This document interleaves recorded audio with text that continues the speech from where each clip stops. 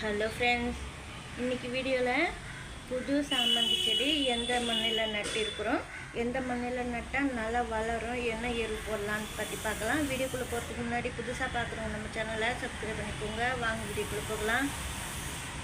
இப்போது இந்த சாமந்தி செடி ஏற்கனவே நீங்கள் பார்த்துருப்பீங்க, வாங்கினது தான். ரொம்ப நாள் நடாமல் இருந்தது, இப்போ தான் நட்டு வச்சுருக்கேன்.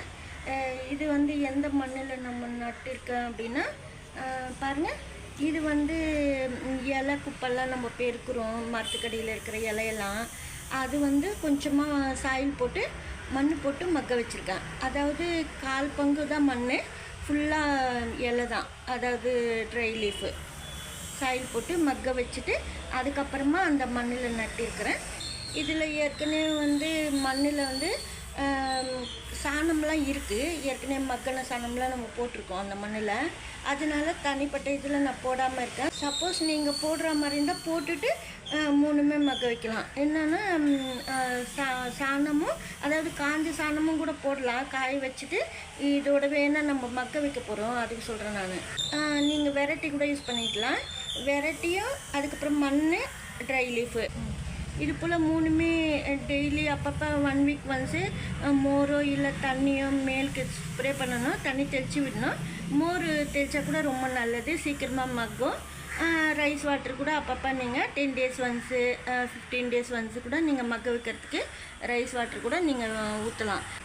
அந்த மாதிரி ஊற்றும்போது சீக்கிரமாக மக்கி செடிக்கு எருவாக ரெடி ஆகிடும் மண். நம்ம திருப்பி எருவு எதுவும் கலக்க தேவையில்ல, அப்படியே செடி நட்டுடலாம். இப்போ இந்த சாமந்தி செடியில் மொட்டெல்லாம் பூத்ததுக்கப்புறமா பூவெல்லாம் கட் பண்ணிவிட்டு, சப்போஸ் இந்த மாதிரி பாருங்கள், இந்த மாதிரி சப்போஸ் காஞ்சி போச்சுன்னா நீங்கள் அந்த மொட்டெல்லாம் வச்சுக்காம உடனே கட் பண்ணிடணும். அப்போ தான் ரொம்ப நல்லது.